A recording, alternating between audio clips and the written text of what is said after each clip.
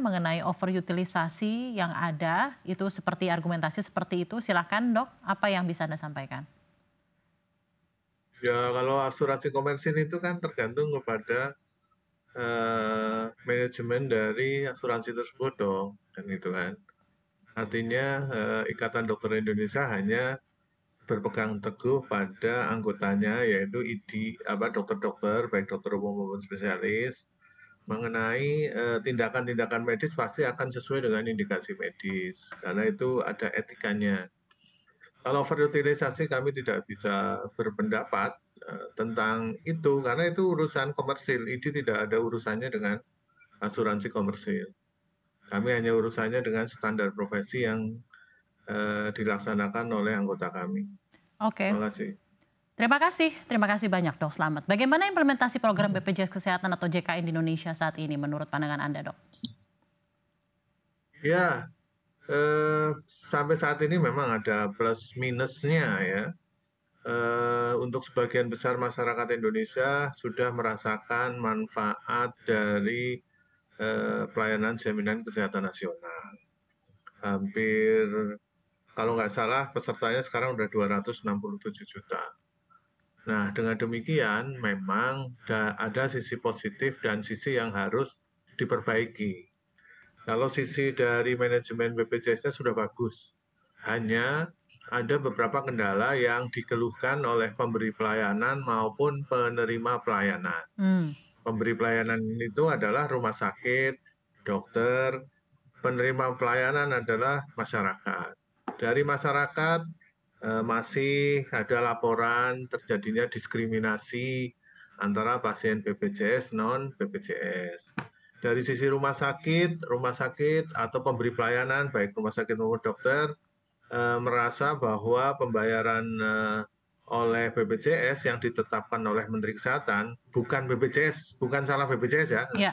karena yang menentukan Kementerian Kesehatan itu baru 50 sampai 70% dari real cost. Jadi memang rumah sakit harus menutup dengan apapun caranya kekurangan dari real cost tadi. Misalnya nih, harusnya harga real cost-nya 1 juta, hanya dibayar 5 sampai 7 juta. Nah, ini akan sangat berdampak pada kualitas pelayanan. Di sisi lain juga belum meratanya vaskes terutama di daerah-daerah terpencil. Ini juga pemerintah harus ikut terjun di situ, harus meyakinkan atau menyediakan vaskes yang ada di daerah terpencil.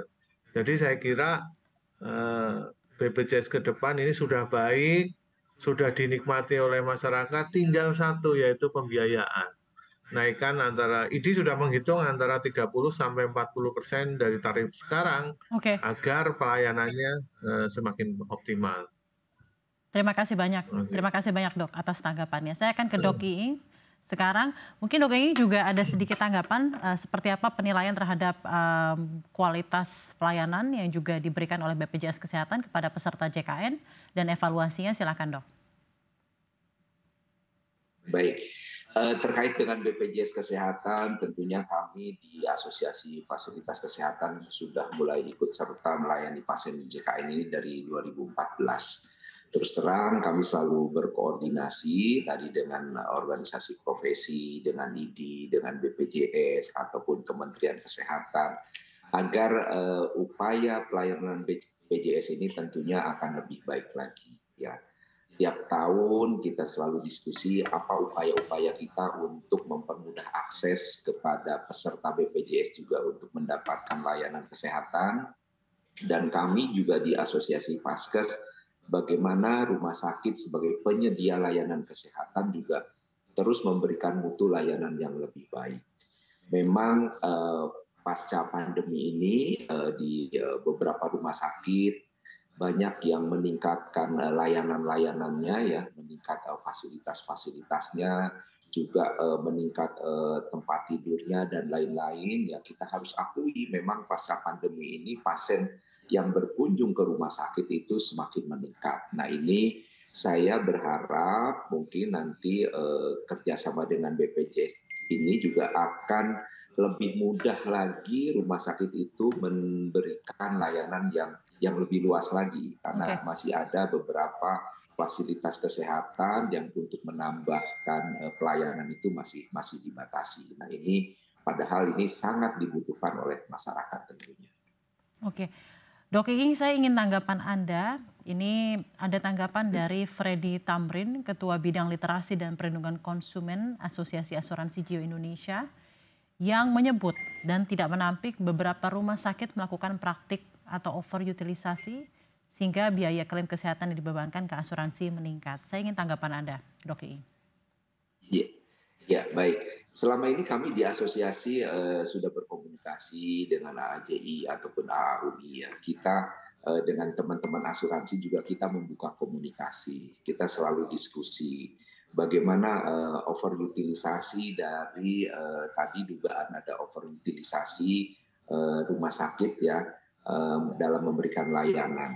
Nah, sehingga mungkin tadi dikatakan bahwa beberapa asuransi yang harus di akhir tahun itu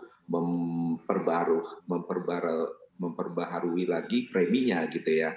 Nah, ini perlu diskusi yang sangat panjang sebetulnya. Memang sebetulnya itu kan hak dari peserta asuransi tentunya untuk memberikan layanan ya. Kami berusaha untuk memberikan layanan itu kan sesuai hak dari pasien. Tidak mungkin kami juga memberikan layanan yang tidak sesuai ataupun over utility. Nah ini juga sangat menarik tentunya ya.